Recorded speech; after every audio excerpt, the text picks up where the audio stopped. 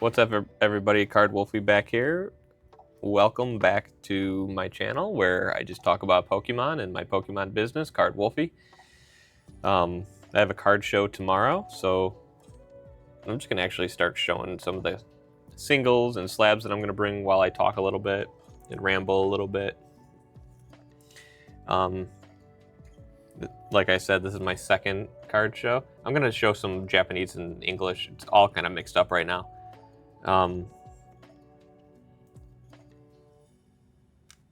Yeah, where to begin? I have not been as consistent in my videos as I was at the beginning of the year. Oh, but that's okay. Life just takes over. But my goal, to be honest, my goal was to go to vend at 5 card shows this year. I'm going to my second one tomorrow, third one on the horizon. Double my sales on eBay, which I think could happen. And I'm starting to realize, like, slabs sell a lot better online for some reason. So I'm bringing a lot more singles to the card show tomorrow than I did to my first one. What were my other goals? Oh, just to create more content, no matter how terrible it is. I'm terrible at this, but I think the key thing is if a couple buyers see this and they know I'm legitimate, that's worth it to me then. Also, kind of to document my journey through all of 2026.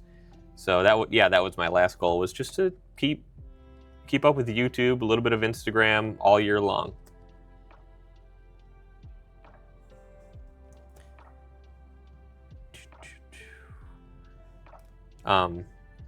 So yeah, I am making this video just to go through my inventory for my sake, and just so you guys can see what I'm working with over here. And honestly, if you guys have any tips or tricks for me, especially in the vending scene, I do well talking to people. I was a teacher for 10 years.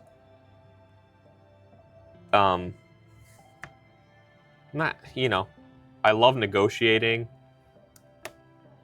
I feel like you can get pretty far negotiating.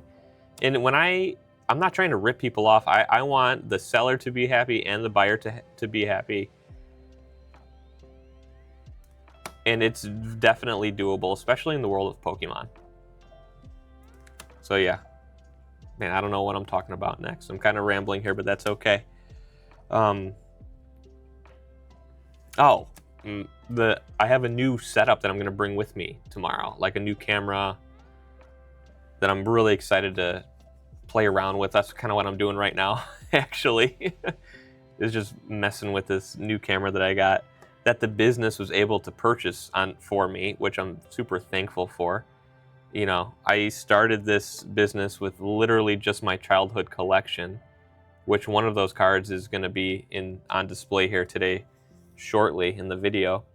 I'm going to show you guys at the very end of the video, like, what I really have been collecting. Kind of want to keep on to, but also feel like the responsibility to sell them, just to keep the business rolling and keep the cash flow coming in. But yeah, even though I've been in this hobby, like back into this hobby since 2023, I still feel like new to the hobby, especially with all the big dogs out there that have just been doing this for a decade. But then on the other hand, you got some newer people in the hobby, and they see what I'm selling and they say, whoa, that's a lot. So there's definitely people all over the place, which I think is cool, and we can all interact with each other. So I've been sourcing a lot on eBay. At the end of last year, I got my sales certificate, like resale license, so to not pay tax, which has helped a lot in sourcing, because my main way to source was, which I still use my supplier from Japan. So I recently sold a really big PSA 9 Koro Mew card that I made that video about that keeps getting views, by the way, just from people searching it, which is kind of fun to check every day. I'm going to go to the slabs now. It's only up to like 300 views, but like I remember it was trickling up there. It started at like 50.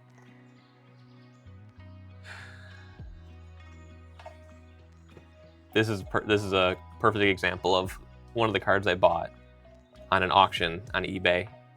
The most of these I did grade myself. Always a random Dragon Ball card in there for me too.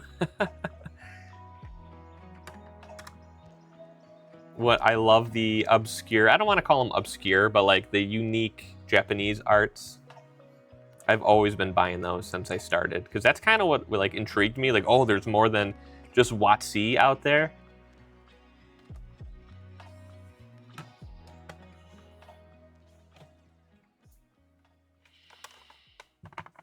I did recently get a PSA submission back, but it was so poo-poo. This was part of it, actually.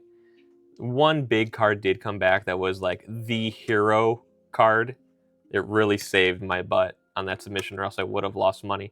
This wasn't part of the submission. This was from a trade I got from a friend. Both of these cards were, actually. Super happy to have them in the inventory. Shout out to Joe.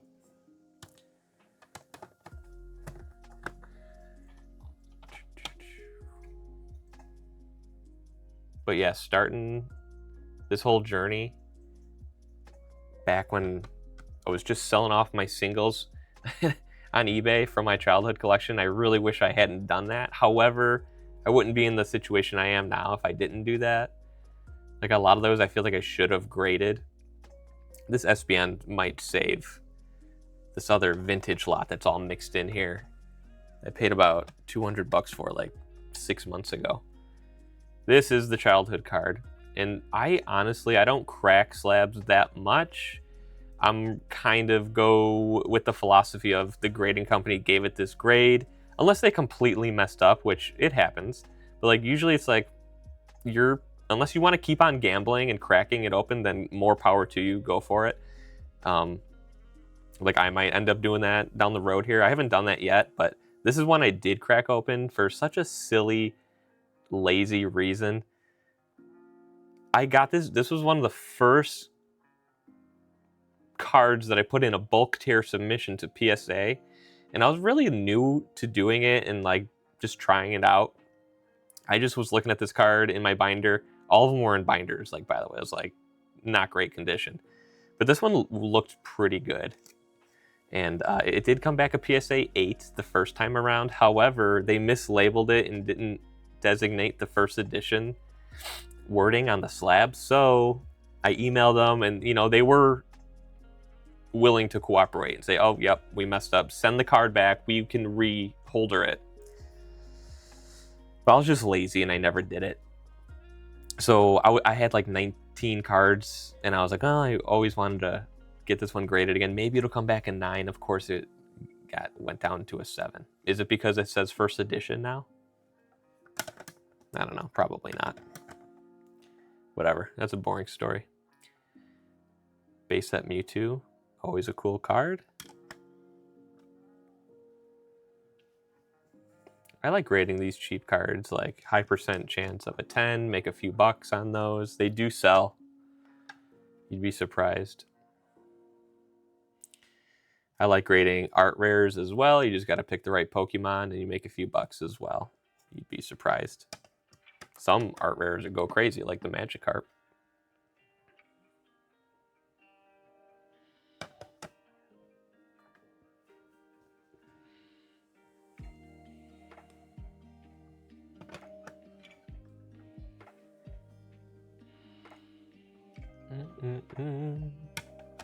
Some of these I've had for a while that I've just been sitting on, because like sometimes you just have a feeling in your gut, like I know this is worth more.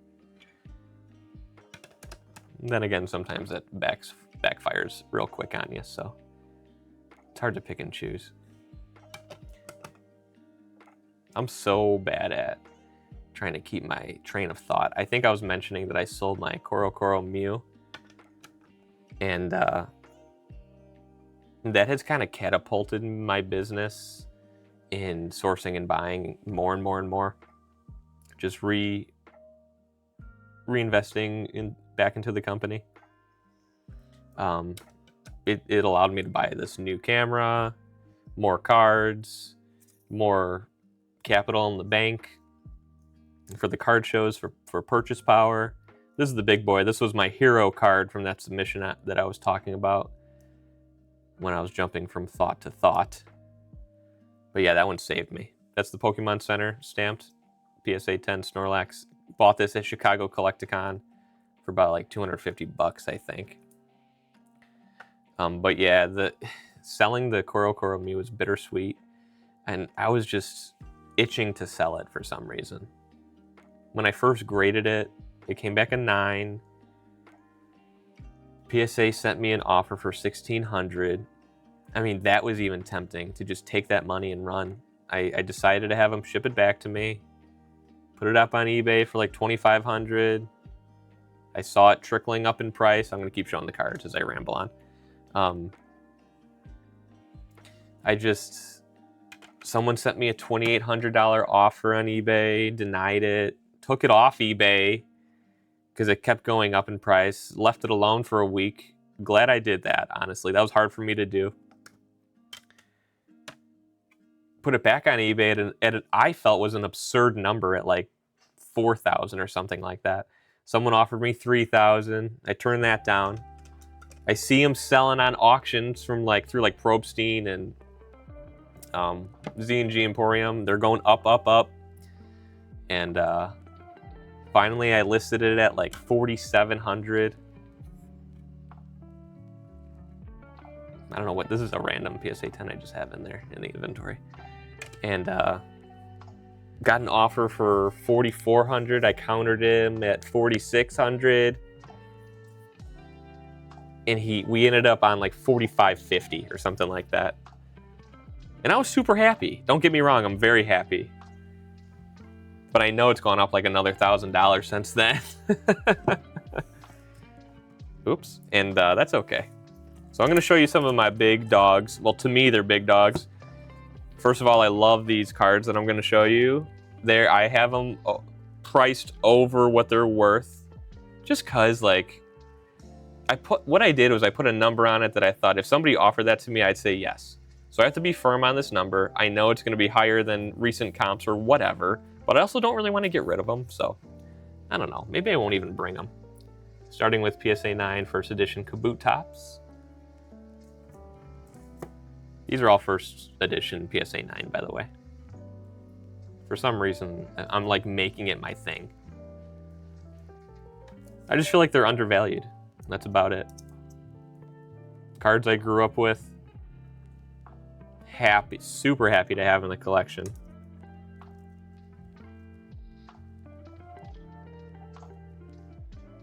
Sorry if I can't catch the light on these perfectly. This one is in first edition, but it's a cool promo. PSA 9. Dark Persian. Aerodactyl.